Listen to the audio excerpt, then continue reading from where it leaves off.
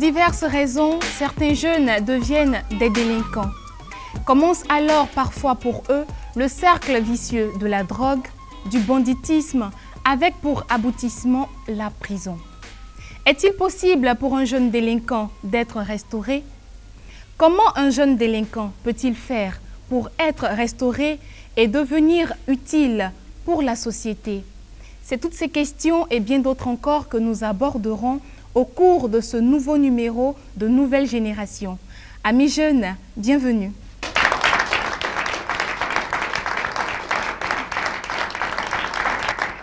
Le parcours de notre invité d'aujourd'hui est celui d'un enfant brillant et intelligent qui malheureusement va tourner au vinaigre à un moment donné de sa vie. Que s'est-il passé? Regardons ensemble le reportage de Louis Coco.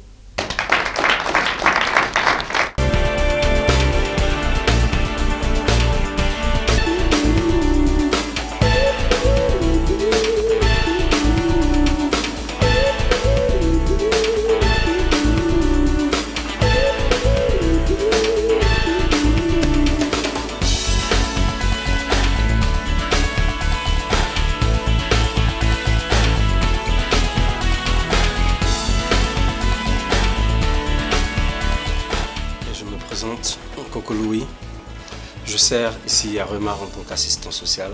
J'ai eu une enfance comme tout le monde, mais le hic c'est que à l'âge d'1 an j'ai perdu mon père. J'ai eu le privilège de pouvoir voyager, donc aller faire la majeure partie de mes études, comment on appelle, en Europe. Et là j'ai fui de mauvaises fréquentations. J'ai commencé à fréquenter des personnes qui m'ont initié à la drogue, même avant la cigarette. Et je suis revenu au pays plus tard avec mes parents. Je plutôt continué à avoir de mauvaises fréquentations. J'ai déjà fait la prison. L'univers carcéral, vous savez, quand tu rentres là-bas, si tu n'es pas transformé, tu deviens encore pire. Je peux dire que la drogue, c'est pire que l'enfer.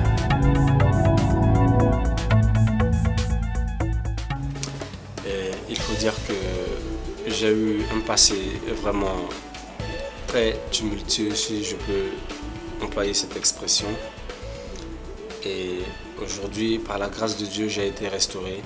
Je suis à Remar et la première fois que je suis rentré, j'ai fait 1 semaine, je suis sorti. Mais en 1 semaine, ma mère a remarqué que je commençais à prier avant de manger, que je prie avant de me coucher. Et c'est ces habitudes-là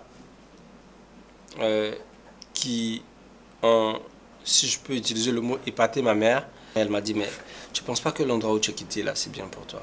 Je dis, maman, je pense aussi, mais je n'ai pas cette force-là de rester là-bas.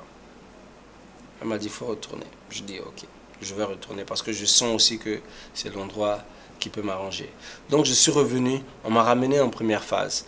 En principe, dans le processus de réhabilitation, en première phase, on fait 3 mois. Voilà. Mais moi, quand je suis revenu, j'ai fait 7 mois en première phase. Pourquoi? Parce que j'étais un peu turbulent.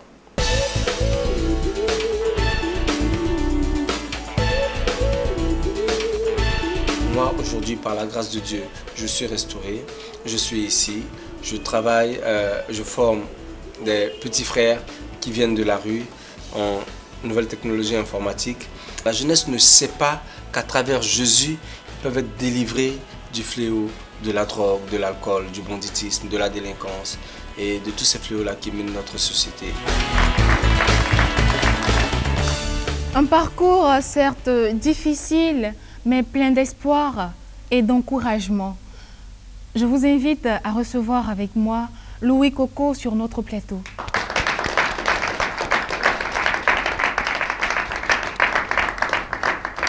Allez, dis Louis, comment tu te portes? Bien, ça va. D'accord. Est-ce que tu peux nous parler un peu de ton enfance? Comment est-ce que tu as vécu ton enfance? Comme tout enfant. Dans quelle ambiance? Dans une ambiance, je pourrais dire, normale. Comme tout enfant, aller à l'école et tout ça. Et il faut dire que j'ai été plutôt attiré par la mauvaise fréquentation. Tu y étais avec ta mère? Non, pas avec ma mère. Avec qui? Avec le frère de mon père. D'accord. Et à quel moment est-ce que ça a dérapé? À quel âge? À partir de 12 ans, 12-13 ans, j'ai connu des amis qui m'ont initié à la shit, le hashish, voilà, bien avant la cigarette. Et c'est là que tout a commencé. À l'école? Ouais. Et est-ce que ton oncle avec qui tu étais l'a découvert? Non, il n'a pas tout de suite su. Il a découvert quand c'était déjà gâté, comme on dit. Comment est-ce que tu t'es arrangé à l'âge de 12 ans pour ne pas que tes parents avec qui tu vis ne sachent pas que tu fumes du hashish? Au fait, moi, je ne faisais rien pour le cacher. Vous savez, c'est quand les parents sont préoccupés par autre chose que d'avoir l'accès fixé sur leurs enfants, c'est là que ce genre de choses arrive.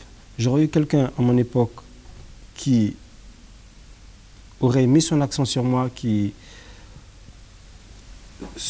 Comment est-ce que je peux dire? Quelqu'un qui aurait pensé à me regarder ou à s'occuper de ce que je faisais à l'école.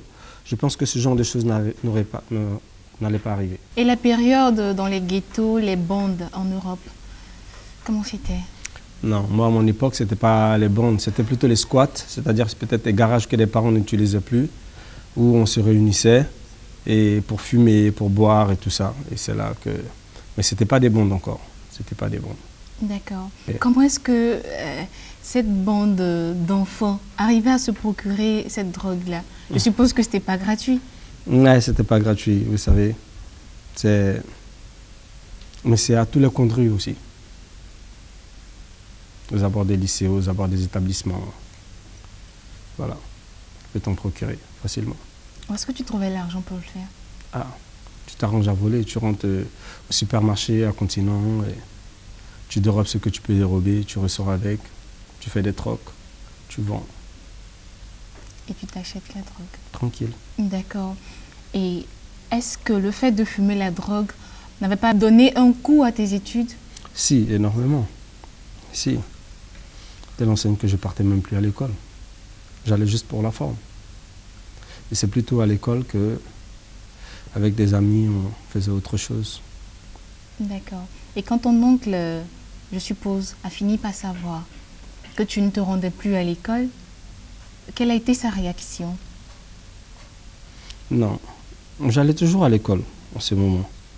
Mais il a su quand même que j'avais de mauvaises fréquentations et que je commençais à fumer. Lui-même, il est fumeur, vous savez. Et bon, il a eu un problème avec une agence immobilière et nous sommes revenus au pays. Voilà. Et là, je suis retourné chez ma mère. Voilà.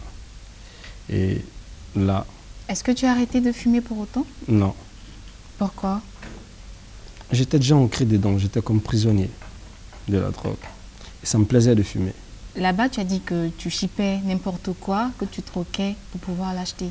Ici, comment est-ce que tu faisais pour te procurer ta dose? D'abord, tu sais, ici, quand tu arrives, surtout pour quelqu'un qui vient de l'Europe, ma mère, d'abord, elle a tout fait pour me mettre dans les meilleurs établissements.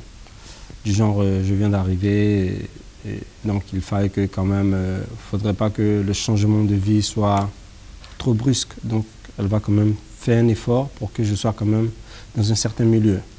Et c'est plutôt dans ces milieux-là que je me suis, si je peux utiliser le mot, attablé avec des fils de bourgeois qui, eux aussi, consommaient la drogue. Donc du coup, j'étais obligé de tout voler à la maison. Moi, je ne prenais pas conscience que j'étais un fils de pauvre. Et je tournais avec les fils de riches qui avaient tout le temps de l'argent. Ma mère, la pauvre, je lui volais tout ce qu'elle avait. Voilà. Et toutes les personnes qui étaient autour de moi, qui essayaient de me tendre la main pour m'aider, j'abusais de ces personnes-là. Et quelle a été la réaction de ta mère face à cette descente aux enfers? Ma mère, ce qu'elle a fait, elle a toujours prié, parce qu'elle a toujours cru en moi. Et toi, qu'est-ce que ça te faisait de la voir dans cet état? Rien. Waouh. Rien. J'étais sans cœur. Je me rappelle une fois, elle était venue me faire sortir, elle m'avait fait sortir d'un arrondissement où on m'avait arrêté. On m'avait même tabassé après. Elle me fait sortir et le même soir, je prends son téléphone et tout son argent et je sors pour aller au ghetto. Aujourd'hui, par la grâce de Dieu, tout ce que je lui ai volé, elle a pu récupérer ça. Dieu merci. Je veux dire que Dieu l'a restauré aussi quelque part. Et voilà, je remercie le nom de l'Éternel. Et aujourd'hui, grâce à Dieu, elle est fière de son fils. Et maman, si tu écoutes cette émission, sache que je t'aime. Et je te remercie pour tout ce que tu fais.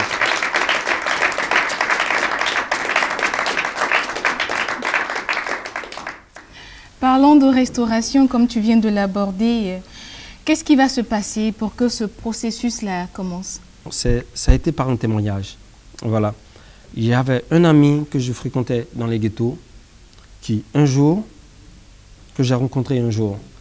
Donc, du coup, ça faisait plus de 6 mois que je n'avais pas vu cette personne. Plus de 6 mois. Et quand je l'ai vu, j'ai été épaté par la mine qu'il avait. Il avait bonne mine, il avait la joie de vivre, il était vraiment bien. Et ce monsieur, cet ami-là me tend un tract, un prospectus, sur lequel il y avait écrit « Non à la drogue, oui à Jésus ». Donc je regarde le prospectus, puis je le mets dans ma poche. Moi, je partais au ghetto. Et je lui dis, mon frère, allons au ghetto. Il me dit, non, moi je ne suis plus dedans. Il dit, ah, je lui dis, tu étais tout ce temps. Il dit, non, je suis à Rumar. Tu es à Rumar. On fait quoi là-bas? Il dit, viens, Jésus changera ta vie. Ah, ok, merci. Et puis moi, je suis parti au ghetto. Il a continué son chemin. Donc, une semaine après, environ une semaine après, je me réveille le matin. Le premier réflexe, tu cherches une cigarette quand tu te relèves le matin, avant toute autre chose, avant même de te brosser. Donc je fouille dans mes poches, je n'ai pas d'argent. Et ça devient emmerdant de tout le temps chercher de l'argent pour se droguer, tout le temps chercher de l'argent pour fumer. Tu as envie d'arrêter, mais tu ne peux pas. Tu vois, tu es captif. Et je regarde donc, je fouille dans les poches de mes pantalons si je peux avoir une pièce, et je tombe sur le trac. Et je regarde, non à la drogue, oui à Jésus. Et automatiquement, je me suis rappelé de la mine qu'avait la personne qui m'a donné ça. Je me suis dit, mais tiens, ce gars-là, il avait le même problème que moi, mais je suis sûr qu'aujourd'hui, il n'a plus ce problème-là. Ça me plairait bien aussi d'expérimenter ça. Donc du coup, j'ai tout fait, je suis allé trouver ma mère à son lieu de service. À l'époque, elle n'était pas encore à la retraite. Donc je l'ai trouvée au travail et puis je lui ai dit, maman, écoute, moi je vais rentrer à Rumar, parce que c'est la seule qui m'aide. Voilà. D'accord. Voilà. On va faire une petite pause. Ok. Et on va revenir à ton expérience avec Rumar. Il y a le public qui veut aussi te poser des questions avant qu'on aille encore plus loin. Ok.